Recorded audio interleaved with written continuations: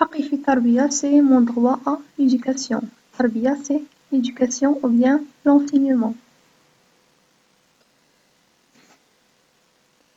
Cette leçon, c'est la 6e leçon, page 140, le livre. Alors, nous connaissons tous que l'éducation, ou bien l'enseignement, est l'un des droits les plus importants. Alors, Inch'Allah, à partir de cette leçon, on va découvrir son importance ainsi que les articles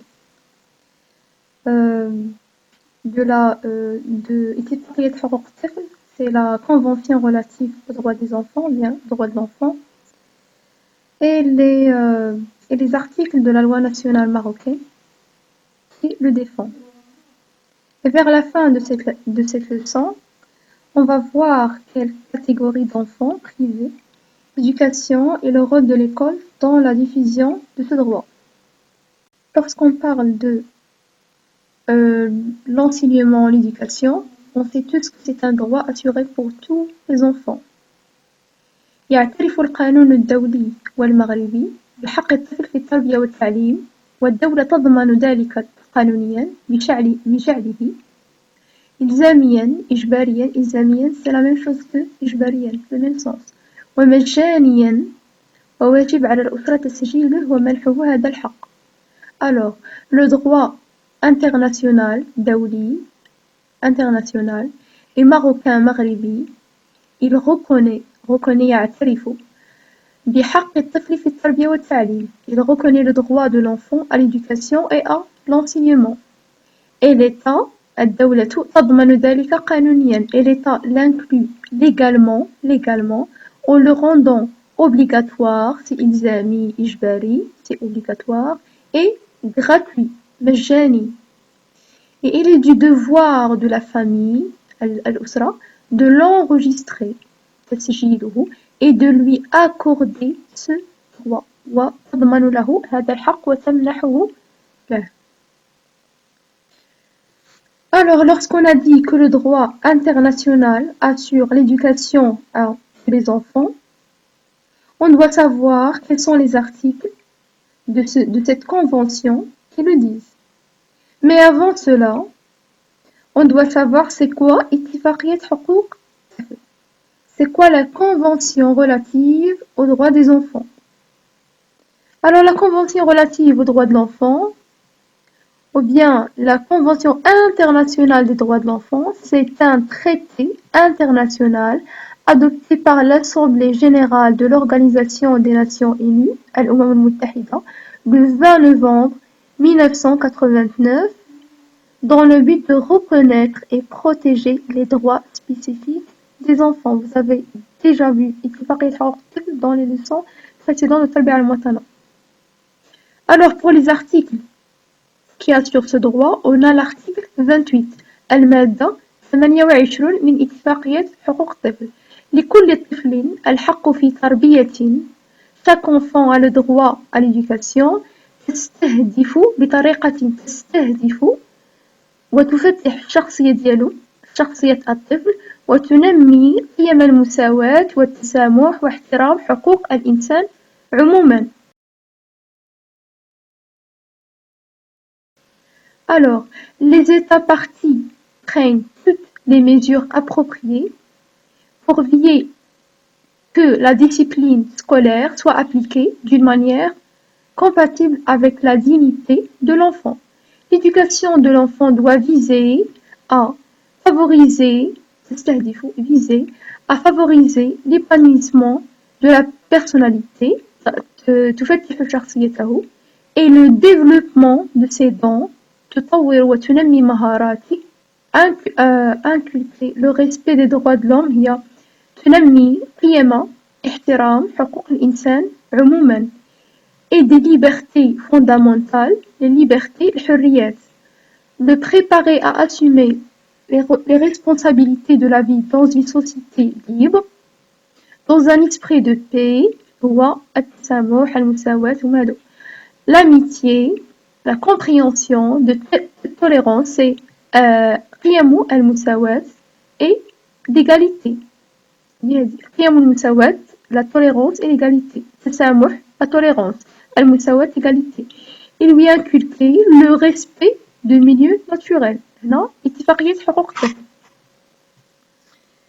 Alors, on a déjà dit هنايا que يعترف القانون الدولي. Lorsqu'on a dit le قانون الدولي, c'est le droit international. Le droit international يتمثل في اتفاقية حقوق الطفل. Alors que pour القانون المغربي, c'est le droit marocain. Le droit marocain يلزم أن التعليم الأساسي ضروري, يعني إلزامية التعليم الأساسي. L'éducation primaire est obligatoire, إلزامي, comme on a dit, إلزامي, يعني obligatoire. الفصل الأول: التعليم الأساسي حق وواجب لجميع الأطفال ذكورا وإناثا البالغين 6 سنوات. L'éducation primaire, c'est un droit et obligation pour tous les enfants, سواء كانوا des filles ou bien des garçons. L'âge ديالهم 6 ans. تلتزم الدولة بتوفيره لهم مجانا, comme on a dit, gratuit, في أقرب مؤسسة تعليمية لمكان إقامتهم. Le lieu de résidence ديالهم خاص يكون قريب للمؤسسة التعليمية التي سيلتحقون بها. الفصل السادس يعاقب, يعني la loi il punit quel que soit زعما donc les gens qui sont responsables qui n'ont pas respecté هاد القانون, هاد la loi, الذين لم يتقيدوا بأحكام هذا القانون دون عذر مقبول داخل الأجل المحدد للإنذار بغرامة تتراوح بين 120 و 800 درهم. Alors la loi il punit quelle que soit la violence, la personne lidate la violence de ce droit sacré, quelle que soit la personne qui n'a pas respecté le droit, il va être puni. Maintenant on va passer à des catégories ou bien des exemples d'enfants qui sont privés d'éducation.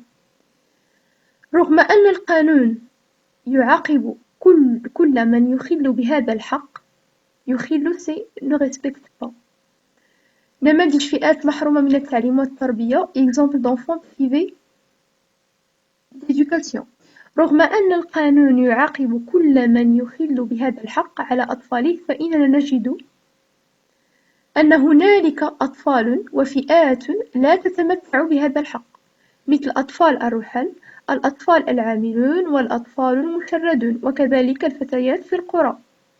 Bien que la loi punit quiconque violence ce droit pour ces enfants, nous trouvons des groupes qui ne jouissent pas, ne respectent pas la loi, tels que les enfants nomades, c'est الأطفال الرحل, الأطفال العاملون, les enfants qui travaillent, et الأطفال المشردون, les enfants sans abri. أطفال الرحل. بالنسبة لهذه الوثيقة عندكم في الكتاب. أطفال الرحل. يجد أطفال الرحل ce sont les enfants nomades. يجد أطفال الرحل صعوبات في التمتع بحقهم في التعليم بسبب تنقلهم من مكان لآخر طيلة السنة. تجري حاليا تجربة في إقليم فيجيك وخاصة جماعات فندرارة وبني كيل من أجل ضمان تمدرس الأولاد والبنات من خلال خيام ديتونت, يعني أقسام متنقلة. كلاس موبيل, رسم لخيمة قسم متنقل حسب مشروع فيجيك. Alors, أطفال الرحل أو les enfants nomades trouvent des difficultés, صعوبات, difficultés pour aller à l'école, du fait qu'ils se déplacent tout le temps durant toute l'année. تنقلهم من مكان لآخر طيلة السنة, durant toute l'année. Alors, le Maroc, pour régler ce problème, a créé des sections mobiles, bien des classes mobiles.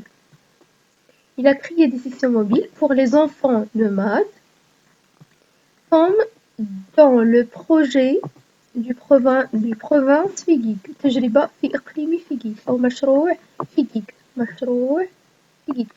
Tegik, c'est une province. Et pour les villages Sanadrala et le village Baniki, Ashkanhad, le projet. Alors, l'objectif, c'était d'assurer leur éducation et les classes mobiles sont sous forme de tentes. Khayma. Khayma, c'est la tente. C'est une tente. Khaymatun. Ce sont des classes mobiles. Bon. الأطفال الذين يشتغلون. Les enfants qui travaillent. لا يمكن تشغيل الأطفال ولا قبولهم في مقاولات أو لدى المشغلين قبل بلوغهم سن 15 سنة كاملة. هذه حسب المادة 143 من قانون الشغل المغربي. Alors, selon la loi de travail marocain, article 143, il est interdit aux enfants de travailler avant qu'il atteigne l'âge de 15 ans. قبل بلوغهم سن 15 عاما. Alors les enfants moins de 15 ans n'ont pas le droit de travailler. لكن الدولة عملت جاهدة على إيجاد حل لهذه المشكلات عن طريق خلق أقسام متنقلة لأطفال الرحل، تشجيع تمدرس الفتيات القرويات، منع تشغيل الأطفال، وبناء مؤسسات خيرية وتكوين جمعيات. Alors, pour résoudre ce problème, l'État a travaillé dur pour trouver une solution à ces problèmes. À travers, premièrement, خلق أقسام متنقلة لأطفال الرحل, créer des sections mobiles, bien des classes mobiles pour les enfants nomades, comme on a dit, comme on a déjà vu la photo, l'autre photo, on a vu une tente, خيمة, اسم متنقل, une place mobile, خيمة, une tente. تشجيع تمدرس الفتيات القرويات, encourager la scolarisation des filles rurales. منع تشغيل الأطفال, interdire le travail des enfants. بناء مؤسسات خيرية وتكوين جمعيات, c'est le fait de construire des institutions caritatives et former des associations. Alors, on se pose la question, c'est quoi le rôle de l'école dans la diffusion des connaissances? C'est quoi le rôle de l'école? C'est دور المدرسة في نشر العلم. للمدرسة دور مهم في نشر التعليم، فهي تنمي في الطفل شخصيته وتصقل مواهبه وتزرع فيه روح احترام الغير والهوية والقيم الوطنية والإسلامية، كما أنها تساهم في إعداده للمشاركة في تحمل المسؤولية. للمدرسة دور مهم. L'école joue un rôle très important dans la diffusion de l'éducation, نشر التعليم, car il développe chez l'enfant sa personnalité. تنمي فيه شخصيته. Il développe sa personnalité. Il honore ses talents et cultive son esprit de respect d'autrui et d'identité et les valeurs nationales et islamiques. Il contribue également تساهم أيضا في إعداده للمشاركة, à le préparer au partage des responsabilités. Responsabilité, c'est تحمل المسؤولية.